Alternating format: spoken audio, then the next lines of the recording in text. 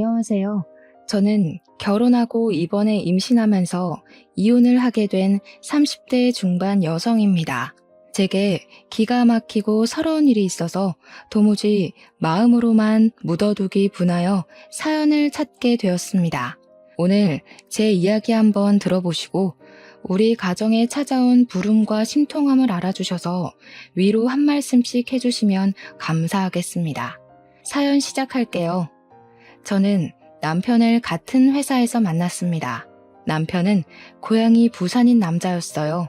남편이 사투리 쓰는 매력에 재미를 느껴서 제가 적극적으로 대화를 시도했다 보니 어느새 저희는 결혼을 약속할 만한 사이로 발전해 있었습니다. 저희는 양가 집안의 인사를 잘 마치고 상견례도 나름 무난하게 치렀어요. 신혼집은 서울로 하기로 했는데 그걸 시모가 처음에 못마땅해 했지만 남편이 나서서 주장해주는 덕분에 문제없이 잘 넘어간 편이었습니다. 신혼집은 저희 부모님이 제게 증여해 주셔서 별다른 고생 없이 신혼 살림을 시작할 수 있었습니다. 그리고 저희 부모님은 시부모님보다 나이가 어린 편이셨어요. 그걸 상견례 전부터 알고 있었는데 사실 양가 부모님 연세가 차이 난다고 한들 그것 따져서 위아래 정하시는 집안이 계신가요? 다른 집안 사정은 잘 몰라서 그러는데 연세차가 난다고 하더라도 서로 존중해줘야 하는 거 아닌가요? 제가 이걸 먼저 묻는 이유는 저희 시부모님 태도 때문인데요. 친정 부모님이 오랜만에 부산을 가거나 시부모님께서 서울로 올라오시면 한 번씩 만나거든요. 그렇다고 횟수가 대단하게 많지도 않아요. 몇 번 보지도 않았으면서 시부모님이 저희 부모님을 은근 아랫사람 보듯이 행동하는 경향이 있어서 신경 쓰였습니다. 어떤 식으로 말을 하냐면요. 사돈, 거기 물 좀 줄래요? 숟가락도 좀 놔주시고요. 시키는 거 아니에요. 우리나라가 동방예의지국이잖아요. 한 살이라도 어린 사람이 먼저 움직이는 게 맞으니까 이해해 주실 거라 생각해요. 기회 돼서 만나게 되면 약간 이런 느낌으로 쭉 저희 부모님을 대하십니다. 이게 맞는 건지 모르겠어요. 당시에는 친정 부모님이 별 말씀 안 하시니까 저도 생각 없이 넘어갔는데 같은 상황이 반복되니까 점점 눈에 거슬리더라고요. 그래도 저희가 신혼 초일 때만 양가 집안이 조금 왕래가 있었지 1, 2년 지났을 때는 거의 만나지도 않았어요. 어차피 그다지 마주칠 일도 없고 앞으로는 안 만나도록 하면 되니까 최대한 좋게 생각해보자 했거든요. 그런데 어느 기점으로 양가 집안이 가까울 수밖에 없는 일이 발생하고 말았는데요. 시부가 실직을 당해버린 겁니다. 남편이 용돈을 보내주고 있긴 했었는데 그건 말 그대로 용돈일 뿐이었고 그걸로 생활비까지 해결하기엔 많이 빠듯했어요. 게다가 시부가 퇴직을 해야 할 정도로 건강이 좋지 않은 것도 아니라서 두 손 두 발 놓고 놀기에는 시부모님 입장에서도 많이 불안했던 걸로 압니다. 그렇다고 시부가 어딜 다시 취직하는 것도 만만치 않은 연령이었어요. 시부 연세면 어디 가서 과장급이나 개인 사업자로 자리매김하고 있을 연세이셨는데 다시 지원서를 낸다는 것이 만만치 않았습니다. 그건 사업장 입장에서도 부담스러울 거예요.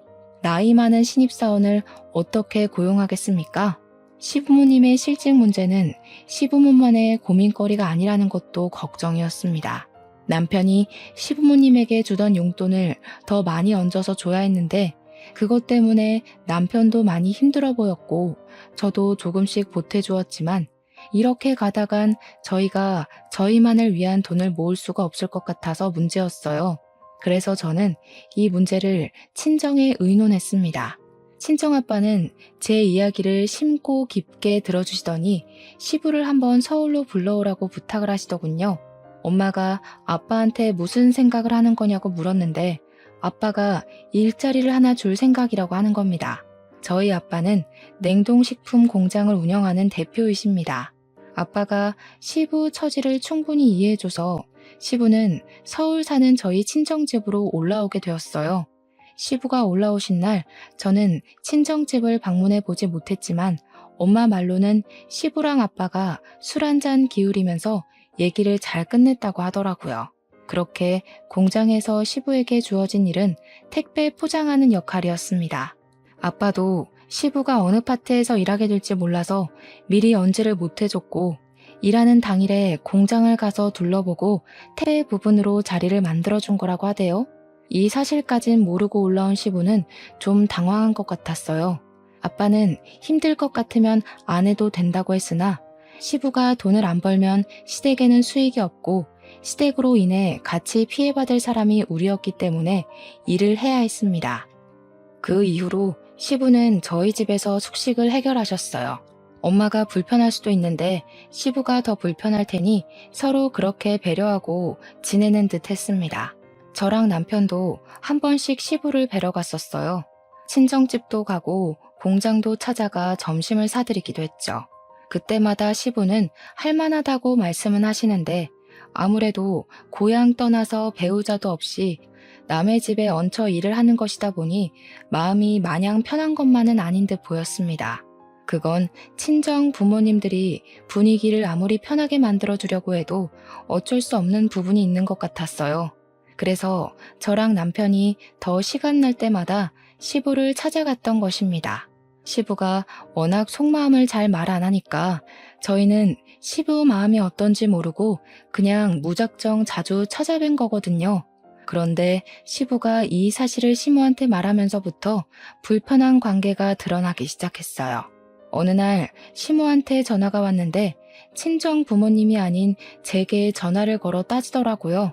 네 시애비 체면 안석에 택배 포장이 뭐냐? 너희 집에서 지금 우리 집안 무시하는 거야? 내 남편 실직됐다고 깔보는 거니? 네?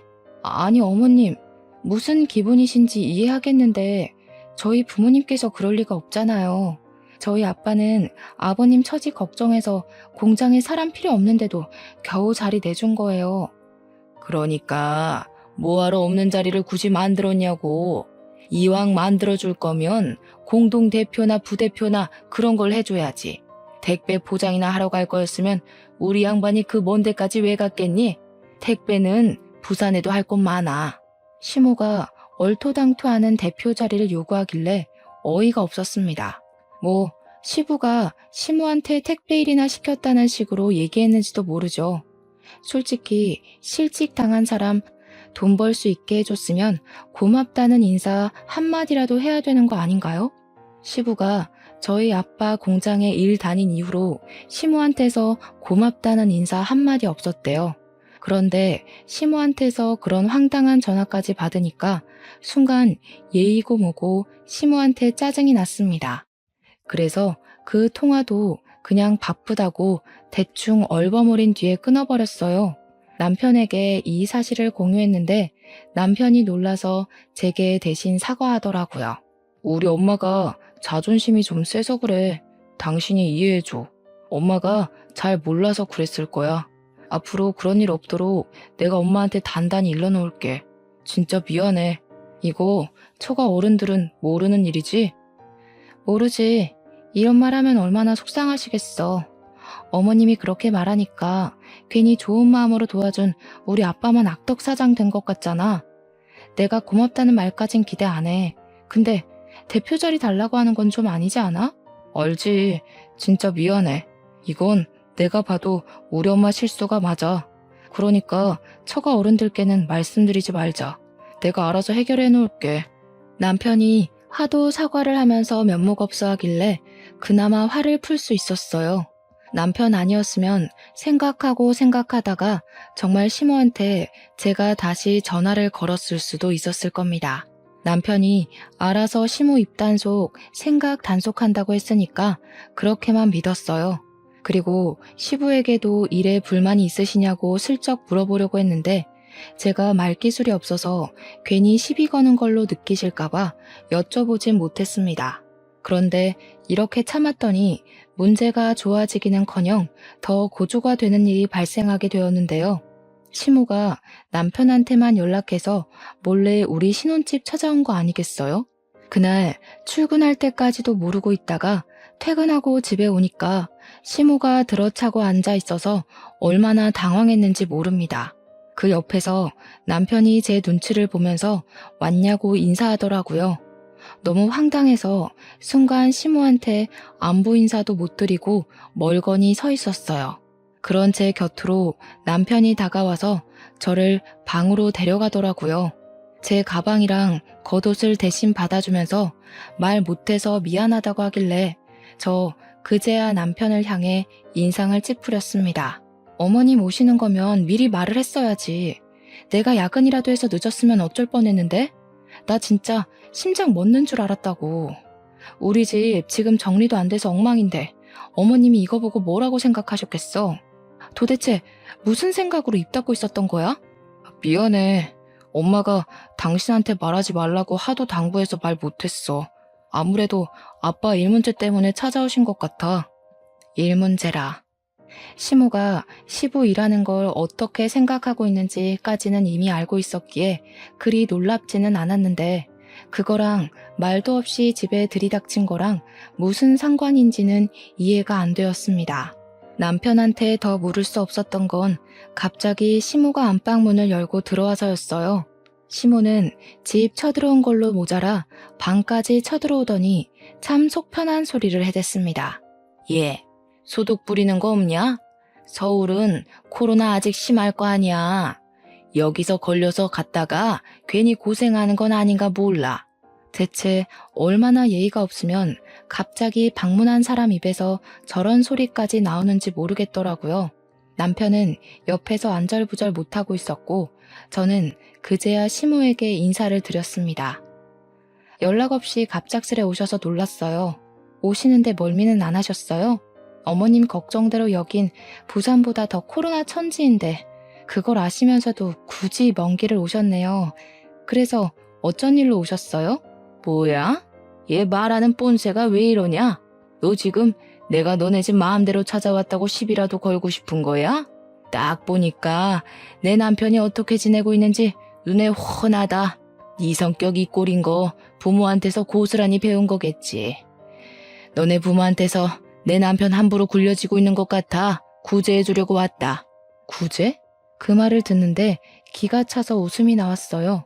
우리 아빠가 시부를 잡아먹는 것도 아니고 시부를 신데렐라 언니처럼 부려먹었던 것도 아닙니다. 공짜로 재워주고 식사 대접해주고 지원서 없이 취직도 시켜주고 급여는 당연하고 복지나 보너스까지 다른 직원들과 차별 없이 대우해주고 있었어요. 황당해서 제가 시모에게 그렇다고 다 얘기를 해줬더니 시모는 그저 택배 일에만 신경이 꽂혀 있는 것 같더라고요. 시모 말대로라면 택배 포장업 하는 분들은 다 하찮은 일을 하고 지낸다는 건가요? 다 아빠 손에 굴려지는 노비들이라는 건가요? 기가 막힐 만하지 않습니까? 저는 시모에게 계속 대꾸하기보다는 남편을 째려보는 걸 택했습니다. 남편은 어쩔 줄 몰라 하다가도 자기 엄마가 시키는 대로 잘만 움직였어요. 시모가 목 탄다고 물 갖다 달라 하면 갖다 주고 덥다고 하면 여름도 아닌데 에어컨 켜주고 어쨌든 시모는 진짜 시부에게 찾아갈 생각인지 우리 아빠 공장 어디냐고 거기로 데려다 달라 그랬어요. 아빠 공장은 제 퇴근 시간 이후 2시간 뒤에 문을 닫아요. 그래서 아마 그 시간에 당장 출발하면 공장에 들어갈 수 있긴 했습니다. 서울에 세균 많아서 빨리 내려갈 거니까 얼른 공장 주소 대. 그리고 너 앞으로 부산 올 생각하지 마라. 시애비를 그런 개만도 못한 짓 시킨 며느리는 며느리 취급도 해주기 싫다. 어머님, 듣자 하니까 말씀이 진짜 지나치시네요. 저희 부모님이 아버님한테 개만도 못한 짓을 시켰다고요? 개만도 못하게 살 뻔한 걸 저희 부모님이 구제해 주신 거 모르시겠어요? 이런 식으로 자존심 부려봤자 어머님 꼴만 우스워져요. 제 말에 화가 난 시모는 제게 손을 뻗으면서 달려들려고 했습니다. 그걸 옆에 있던 남편이 황급히 막아주었어요. 제 눈치 보더니 얼른 시모를 데리고 집을 나섰습니다. 저는 계속 기가 막혀서 배웅조차 안 하고 그대로 시모를 보냈어요. 시모는 저희 집을 나서기 전까지 제게 쌍욕을 하면서 소란 피우며 나갔습니다. 당장 붙잡아서 공장 근처에도 못 가게 하고 싶었지만 이를 키우고 싶지 않았고 저는 우선 아빠한테 문자로 시모가 지금 공장 찾아간다고 알려주기만 했어요. 아빠는 곧 문 닫을 시간이라 바쁜지 답장이 없었습니다. 그렇게만 두고 저는 옷을 갈아입었어요. 시모 때문에 나빠진 기분은 씻고 나와도 낫질 않더라고요. 입맛도 없어서 저녁을 굶고 아빠한테 올 연락만 은근 기다리고 있었습니다. 그맘때쯤이면 시모랑 남편이 공장에 도착했을 거고 거기서 시모가 또 어떤 정신나간 발언으로 아빠를 곤란하게 할까 그 걱정이 많이 되었어요. 불안해서 어떤 것도 손에 안 들어와 시계랑 휴대폰을 몇 번이나 봤는지 모릅니다. 아빠한테서 끝까지 답장이 없었어요. 그리고 한참 뒤에 남편이 귀가를 했어요. 어떻게 됐냐고 물었더니 시모가 시부를 데리고 결국 부산으로 내려갔다고 하더라고요. 남편이 KTX까지 바래다주고 들어온 거라 했습니다. 그 소리를 듣는데 시모가 아빠한테 행패 부렸을 것이 눈에 선하더군요.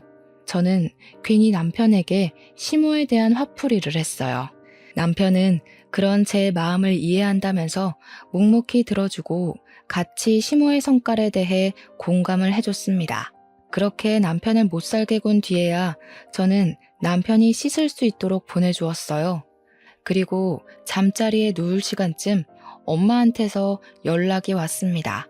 늦은 시간에 전화를 하시는 분이 아닌데 웬일로 연락이 왔길래 혹시 시모일 때문인가 싶어서 급하게 받았어요.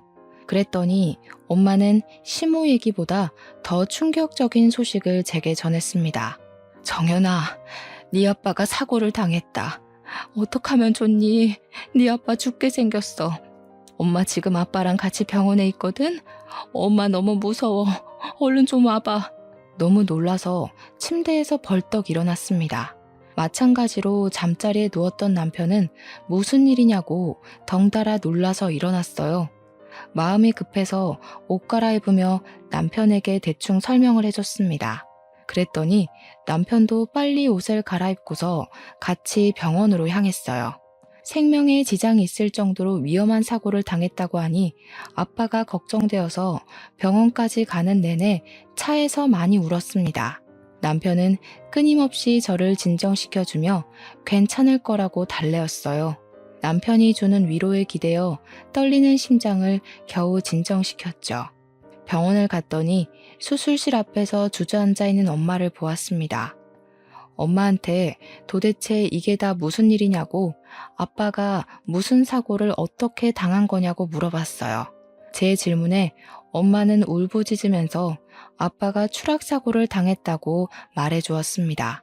추락사고라니 도대체 어쩌다가 그랬는지 너무 뜬금없는 사고라서 이해는 안 되었지만 상황 심각하다는 건 충분히 알 것 같았어요. 그리고 그 심각한 상황은 결국 최악의 결론을 만들어 주었어요. 의사가 수술 도중에 나오더니 아빠가 끝내 사망을 하게 되었다고 전해주는 겁니다. 그대로 무너진 엄마는 통곡을 하다가 기절까지 해버렸어요. 저 또한 세상 무너질 것처럼 눈물을 흘렸고 남편이 착잡한 심정으로 저랑 엄마를 챙겨주었습니다. 허망했어요. 저희 아빠가 그렇게 일찍 단명하실 분은 아닌데 왜 하늘은 착한 우리 아빠를 일찍 데려가셨나? 그 하늘 아래 살고 있는 신세가 너무 싫었습니다. 공장은 부대표로 있던 분이 임시 대표를 담당하게 되면서 문제없이 돌아가고 있었어요. 계획에도 없던 장례식을 갑자기 준비하면서 저랑 엄마는 입관 이전에 아빠 봤었는데 아빠의 사망 당시 모습을 그대로 봤다 보니 얼마나 아프게 돌아가셨는지가 가늠이 되더라고요. 친정과 연락을 종종 하긴 했어도 매일 친정집을 찾았던 것이 아니라서 아빠 얼굴을 본 지도 꽤 됐었어요. 그런데 오랜만에 보는 아빠 얼굴을 이렇게 싸늘한 주검으로 마주해야 한다니 이성을 놓고서 오열을 했었네요. 그 자리에서 엄마는 또 기절하는 참상을 보였어요.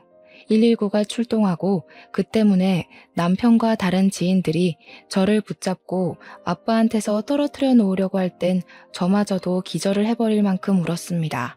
남편이 안아주면서 같이 울어주는데 그런 남편을 놓지 못하고 한참 매달려 있었던 걸로 기억합니다. 엄마는 의식을 찾자마자 다시 장례식장을 찾아왔어요.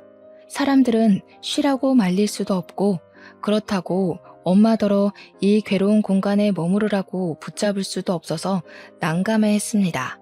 엄마는 그렇게 아빠 사진 아래에서 한참 동안 아빠를 바라보고만 있었어요. 그 사이 남편은 복지사와 함께 복잡한 절차를 다 마치고서 시부모님과 통화를 하러 자리를 비웠습니다.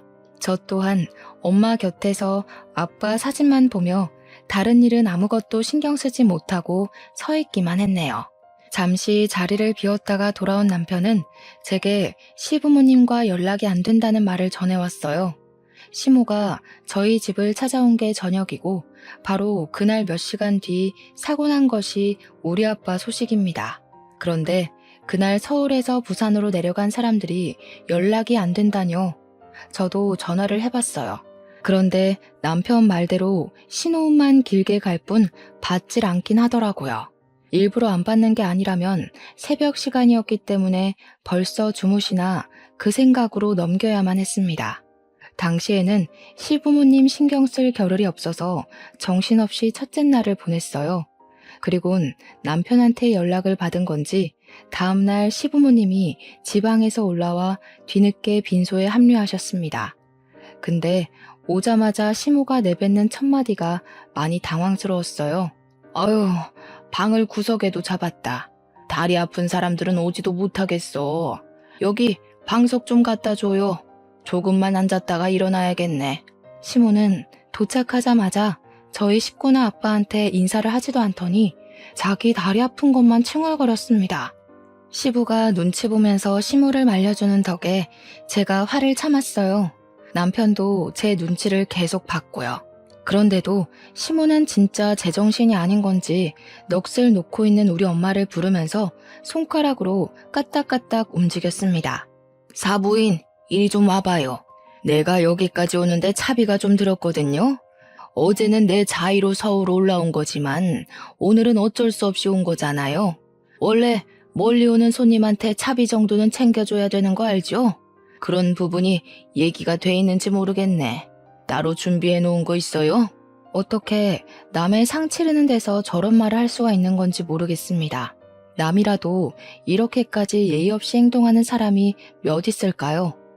심지어 저희는 완전 남도 아니고 얼굴 몇 번 본 사이인 한 식구거든요.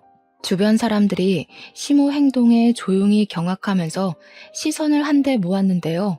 자기만 뭐가 잘못된 건지 모르던 시모가 이제 주변 사람들한테까지 시비를 걸더라고요. 뭘 그런 눈으로 쳐다봐요? 내가 뭐 틀린 말 했어요? 다들 좀 솔직해집시다. 시간 내서 와주고 부조금도 내는데 먼 곳에서 오신 분들 차비 정도는 여기서 해줘야 되는 거잖아요. 더는 참을 수가 없었습니다. 저는 참지 못하고 시모에게 버럭 언성 높이며 다가갔어요. 이봐요 어머님, 지금 그게 사람이 할 소리예요? 돈 아까우면 오지 말지 그랬어요. 그리고 우리 엄마한테 동생 부르듯 그렇게 행동하지 마시죠. 누가 사돈되는 사람을 그런 식으로 대해요? 개념만 없는 줄 알았는데 예의까지도 없으세요? 뭐? 아니 이년이 어디서 쌍심지를 켜? 너 정신 나갔니? 시애미를 얼마나 물러봤으면 사람들을 보는 앞에서 어른한테 목청을 높여. 지혜비 죽더니 간땡이가 부었나. 이젠 고인까지 모욕을 하는 시모 태도에 저는 화가 나서 시모 멱살까지 잡고 부들부들 떨었어요. 표독스럽게 노려보는 얼굴을 제 두 손으로 다 뭉개버리고 싶을 만큼 분노했습니다. 간땡이는 그쪽이 부었겠지. 그러니까 지금 상황이 어떤 줄도 모르고 간이 배 밖으로 나온 짓을 하는 거 아니겠어? 내가 살다 이렇게 무례하고 생각 없는 사람 처음 본다. 당신이 아무리 허풍 부려봤자 우리 집안 발밑도 못 따라올 형편이야. 시어머니 대우는 뭐 개나 소나 받는 줄 아나 봐? 분수도 모르고 욕심만 가득한 이 아줌마야. 시모는 제 말대꾸에 덤벼들지 못했어요. 제가 반말을 한다는 것 자체만으로 얼굴이 시뻘개질 만큼 화나서는 결국 손으로 해결하셨습니다. 제 뺨을 내리친 거죠. 그것에 사람들도 다 놀라서 저희를 말리기 시작했고 엄마가 뒤늦게 허겁지겁 달려와 제 앞을 막아섰습니다. 남편이 시모를 저지시키면서 시모를 밖으로 밀어내려고 했어요. 그때 엄마가 서름에 복받쳐서 시모를 향해 큰 소리를 쳤습니다. 불쌍해서 도와줬더니 은혜도 모르고 감히 내 딸을 쳐요? 꼴도 보기 싫으니까 다시 부산으로 꺼지세요. 거지 같은 년 얼굴 마주보는 거 저도 끔찍합니다. 다시 한 번 더 우리 딸 앞에 얼굴 비추면 그 눈깔 다 파버릴 거야. 엄마가 우라통이 치밀어 말 가리지 않고 소리치자 시모는 그게 그리 자존심이 상했는지 남편을 뿌리치고는 신발장 쪽에 서서 우리 엄마한테 삿대질을 하기 시작했어요. 뭐라고요? 내 딸이 고생해가면서 기꺼이 찾아왔더니 뭐? 신부만 고약해가지고 죽은 남편이 참으로 자랑스러워하겠네요. 네 남편은 너 때문에 지옥 갈 거다. 정말 정신 나간 사람인 줄 알았습니다. 결국 사람들의 원성 때문에 시모는 더 말하지 못하고 시부랑 남편에게 끌려나갔어요. 시부모님은 아빠에게 인사드리지 못하고 부산으로 돌아간 듯 했습니다. 우리 아빠가 고작 저런 사람들을 위해 선심을 써줬다는 것이 너무 비통했고 저런 사람들을 돕기 위해서 부모님께 의논을 했던 제 자신도 원망스러웠어요. 시부모님을 겨우 보내주고 돌아온 남편이 뒤늦게 우리 엄마한테 찾아가서 고개 숙이고 사과를 했습니다.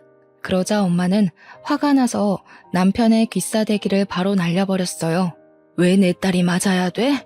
자네가 자네 부모 하나 간수 못하고 이리저리 휘둘렸으니까 자네 엄마가 내 딸을 이렇게 함부로 대한 거 아닌가?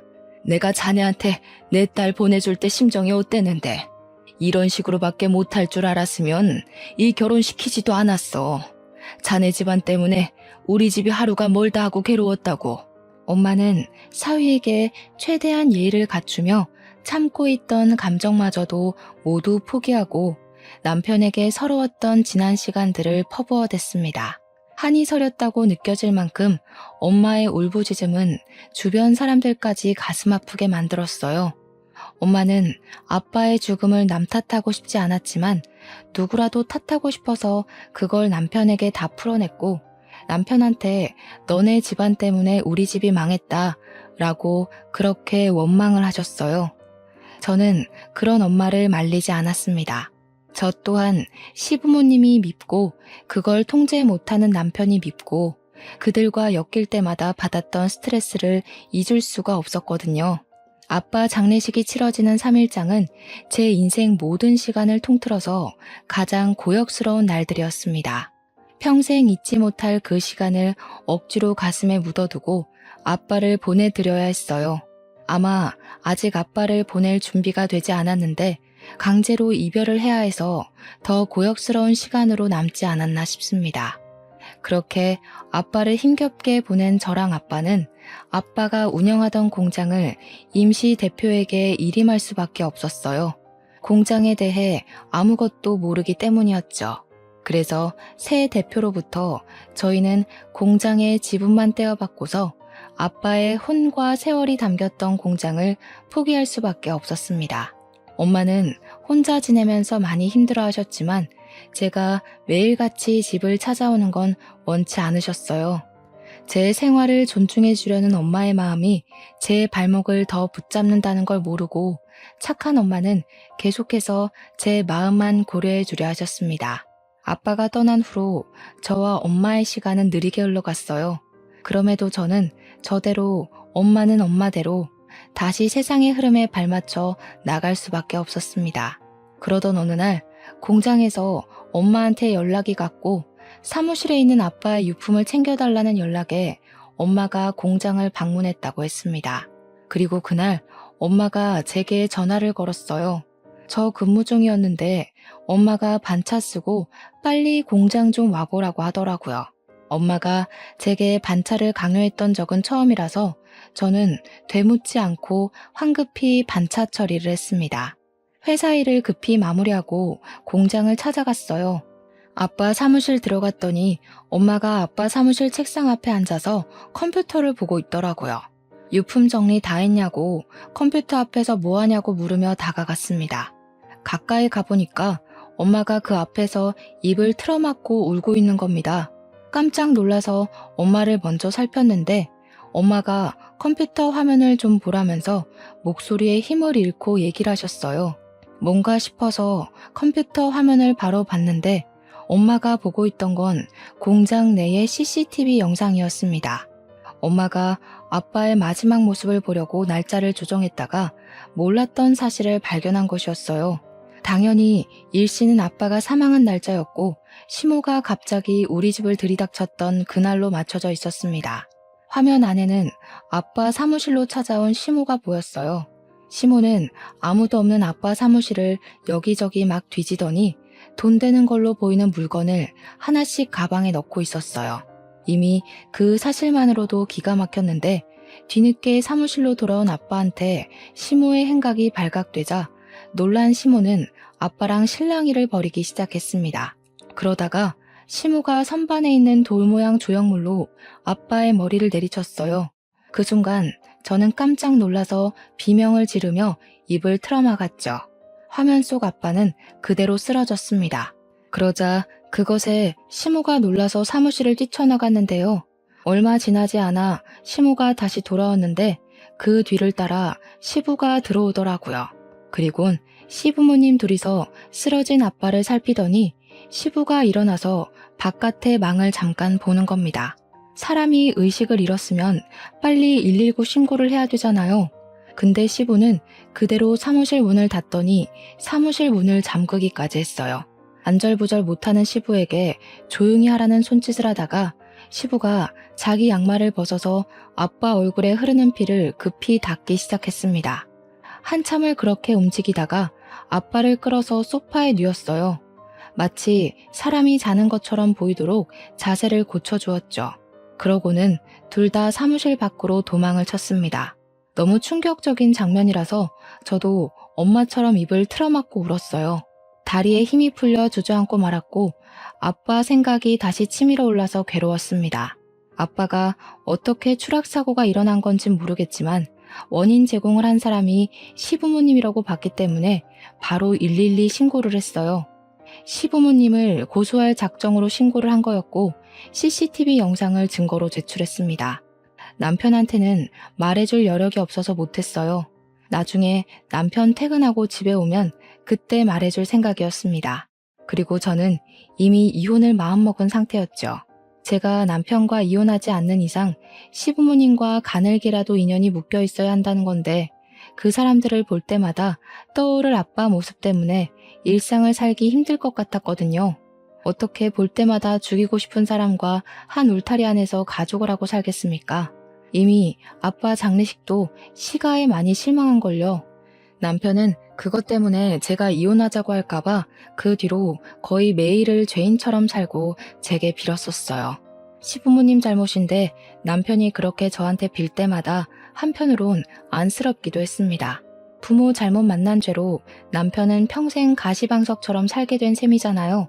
그런 남편이 안쓰러워서 이혼을 고심하긴 했었지만 CCTV 영상에서의 시부모님 행동은 남편이 앞을 기면서 붙잡아도 넘어가 줄 수 없는 문제라고 생각했어요. 그래서 이혼 합의서도 미리 준비했고 그렇게 남편이 퇴근하기만을 기다렸죠. 그런데 남편이 귀가하기도 전에 제게 청천벽력 같은 소식이 하나 더 들려왔습니다. 제게 연락이 온 건 다름 아닌 경찰이었어요. 경찰 쪽에서 말을 해주길 저희 아빠의 사고가 시부모님의 짓만이 아니었다고 말하더라고요. 그러면서 경찰이 제게 남편이 뭐 하는 사람이냐고 묻는 겁니다. 그 순간 왠지 모를 쎄한 기분이 느껴졌어요. 설마 하는 마음으로 내 남편은 일반 회사원이라고 말했더니 경찰이 제게 웬 녹취록 파일을 보내줬습니다. 그리곤 남편이 현재 어디 있는지 아냐고 물었어요. 아직 파일은 보지 못했지만 남편에게 제가 모르는 비밀이 있다는 걸 직감했습니다. 남편은 근무 중이라고 전해줬고 경찰과 전화를 끊은 뒤에 저는 녹취록 파일을 재생해봤어요. 장인어른, 공장 저 물려주세요. 장인어른 집안에 아들 없잖아요. 제가 대신 아들 노릇하면서 공장 더 크게 키워보겠습니다. 그 얘기는 진작에 안 된다고 하지 않았나? 됐네. 이미 부대표 있고 또 나는 이 공장을 크게 키울 생각이 없어. 진짜 세상 물정 모르시는 거예요. 장인어른 공장 여기서 더 키우면 웬만한 재벌처럼 성장할 수 있다고요. 언젠가는 누구 물려줘야 할 텐데 남 주는 것보단 식구가 이어받는 게 낫지 않아요? 계속 했던 말 또 하게 하네. 자꾸 이러면 나 정연이한테 얘기할 수밖에 없어. 자네랑 정연이 사이 괜히 문제 안 만들고 싶어서 참아주는 거야. 그만 선 좀 지키지 그래. 나도 점점 참기가 힘들어지는데. 딸 걱정은 그렇게 하는 게 아니에요. 저희가 월급만 받아서 언제 돈 모으고 애 키우고 하겠어요. 장인어른, 딸을 위해서라도 공장 저 주셔야 된다고요. 공장 주는 게 싫으시면 그 공장 팔고 저랑 다른 사업 시작해보시는 건 어때요? 경찰이 보내준 파일은 남편과 아빠의 통화 내용이었습니다. 남편이 아빠랑 이렇게 많은 통화를 하고 지냈다는 걸 전혀 몰랐어요. 파일 일자들을 보니까 남편이 저희 아빠에게 주기적으로 전화를 한 것 같더라고요. 그리고 전화의 모든 녹취 내용에는 공장 재산 얘기가 빠지지 않았습니다. 순서대로 들어보면 아빠는 처음부터 남편의 제안을 단호하게 거절했고 남편은 날이 갈수록 예민해지고 버릇없는 말투를 만들어갔어요. 이것만으로 이미 충격인데 경찰이 제게 녹취뿐만 아니라 어떤 영상까지 보내놨더라고요. 이미 심장은 뛸 수 있을 만큼 최대치로 뛰기 시작해서 영상을 누르는 손가락을 망설이게 되었습니다. 그래도 확인했죠. 남편이 시부모님과 다를 바 없는 사람이라는 걸 녹취 파일로 알았더라도 영상은 봐야 했어요. 그 영상은 제가 지난날에 엄마랑 같이 봤던 CCTV 영상이었습니다. 그런데 영상 내용은 엄마랑 같이 봤던 시간대와는 좀 달랐어요. 저희는 시부모님이 사고를 치고 도망치는 것까지만 봤었는데 경찰이 보내준 영상은 저희가 본 부분으로부터 50분 정도 뒤의 영상이었어요. 영상 속에서 아빠는 여전히 소파에 누워있는 채로 영상이 시작되었는데요. 잠자코 지켜보는데 텅 빈 사무실에 갑자기 남편이 나타나더라고요. 남편은 누구랑 통화를 하면서 아빠 사무실로 들어섰습니다. 추측하건대 그 전화는 시부모님 둘 중 한 분이지 않을까 싶었어요. 그날 남편이 시모를 공장까지 태워주었고 공장에서 나온 시부모를 KTX까지 바래다 주었다고 했거든요. 남편이 저희 아빠 사무실에 나타났다면 시부모님도 분명 주변 어딘가에 숨어 있을 거란 생각이 들었어요. 남편은 전화를 끊자마자 아빠의 상태를 살피더니 한숨을 쉬는 듯 했습니다. 그리곤 아빠를 가만히 바라보다가 들쳐 엎더라고요. 그때까지만 해도 남편을 믿고 싶었어요. 하지만 남편이 사무실 입구가 아닌 창문 쪽으로 가는 걸 보고 저도 모르게 눈물이 흘렀습니다. 그곳은 사각지대라서 카메라가 안 닿는 곳이에요. 그런데도 남편이 무슨 짓을 했는지 예상이 되더라고요. 다시 화면에 비친 남편의 모습은 역시 아빠 없이 혼자였습니다. 그 뜻은 남편이 저희 아빠를 창문 밖으로 던져버렸다는 증거물이나 다름없었어요. 중간에 예상을 했음에도 남편 홀로 사무실을 빠져나가는 모습에 너무 놀란 저는 주저앉아 버렸습니다. 엄마한테는 알리고 싶지 않았는데 경찰이 엄마한테 먼저 연락하고 저한테 연락한 거더라고요. 제가 엄마를 찾아갔을 때 엄마는 역시나 방구석에서 오열을 하고 있었고 저는 그런 엄마를 부둥켜 안으면서 한참을 같이 울었어요. 그리고 엄마한테 사과했어요. 형편없는 사람이랑 엮어서 엄마한테 소중한 아빠를 잃게 만들었다고. 너무 죄송하다고 용서를 구했습니다. 엄마는 제 용서에 대답도 못하고 하염없이 울기만 했어요. 더 이상은 그 사람들로부터 고통받고 싶지 않아서 돈을 좀 써서 유능한 변호사를 구했습니다. 빨리 구속 처리 부탁한다고 최고 형량으로 때려달라고 경찰이랑 변호사에게 사정을 했죠. 경찰은 당연히 시부모님뿐만 아니라 남편까지 연행을 하였어요. 남편이 구치소로 옮겨지기 전 저는 미리 그곳을 찾아가 남편을 기다렸습니다. 남편과 마주치자 머리부터 발끝까지 소름이 돋았어요. 아빠 수술실 앞에서, 아빠 장례식에서 누구보다 저랑 엄마에게 위로가 되어주고 곁을 지켜줬던 사람이 사실은 우리 아빠를 돌아올 수 없는 곳으로 보내버린 장본인이었다는 것이 끔찍하게 소름이었습니다. 우리 아빠를 자기 손으로 보내놓고 우리 아빠 입관식 때 같이 울었다는 것이 미치게 혐오스러웠어요. 그런데 여기서 저를 더 절망하게 만든 사정이 하나 더 있어요. 아무래도 제가 이 사람들을 저희 집으로 끌어들인 것이 지나치게 큰 죄였던 거겠죠. 이맘때쯤에 알게 되었습니다. 제가 임신을 하게 되었다는 것을요. 증오한 집안의 핏줄을 갖게 된 것이 마치 발목 잡힌 기분이라서 괴로웠지만 한편으로는 아무 죄 없는 제 자식에게 미안하기도 해서 혼란스러웠습니다. 제게 이런 복잡한 심경을 안겨준 남편이 더 싫어졌어요. 저는 남편한테 달려가 사정없이 주먹을 날려버렸습니다. 귀싸대기로는 분이 안 풀릴 것 같아서 강냉이 하나 정도는 털어버리고 싶었어요. 하지만 여자 손으로 뭘 얼마나 힘을 줄 수 있었겠습니까? 남편 입술을 터뜨릴 수 있었어도 이빨까지는 날리지 못했네요. 저는 아무 말도 안 하고 고개만 숙이고 있는 남편을 향해서 마지막 작별 인사를 해줬어요. 나는 평생 너 같은 쓰레기를 못 잊고 살 거야. 그러니까 너도 절대 네가 저지른 죄 잊지 말고 평생 살인자로 살아. 출세할 생각은 꿈도 꾸지 마. 내 목숨 걸고 네가 다시는 하늘 못 보게 살게 만들 거야. 설령 네가 기적처럼 출소한다고 해도 감빵 인생보다 더 숨막히게 만들어줄 거니까 각오해. 남편은 제게 끝까지 아무 말도 하지 못했고 더러운 눈물만 보인 뒤 경찰에게 끌려갔어요. 저는 끝까지 남편에게 아이의 존재를 밝히지 않았습니다. 그 집안과 무엇 하나 걸쳐놓고 싶은 것 없이 정리하고 싶었거든요. 양육비 필요 없습니다. 양육비 때문에 애한테 살인자 아빠가 있다는 걸 알게 하고 싶지 않았어요. 평생 그 집안 사람들이 우리 아이에 대한 존재를 모르게 하고 살 겁니다. 그렇게 시가 사람들 셋은 징역을 살게 되었습니다. 시부모님 둘은 상해치상죄로, 남편은 살인죄로 구속되었어요. 시부모님은 살인까진 아니어서 몇 년 살다가 다시 나오겠죠. 그때 돼서 뭘 하겠습니까? 이미 늙어서 들어간 몸, 출소해봤자 더 늙어 나와서는 돈도 없이 노숙자 신세로 전전해야 할 텐데 제발 그들이 마지막으로 눈을 감을 때 우리 아빠보다 더 쓸쓸하고 비참하게 죽어버리길 바랄 뿐입니다. 저는 신혼집을 정리하자마자 엄마랑 같이 이사 준비를 했어요. 남편으로부터 받은 위자료와 아빠의 사망보험금, 아빠의 공장 지분 등 엄청난 부를 가지고 지방에 가기로 했습니다. 아빠가 살아계실 때 엄마한테 그런 말을 했었대요. 돈 벌 만큼 벌어서 일에서 손 떼고 경치 좋은 곳으로 가 노후를 즐기자고요.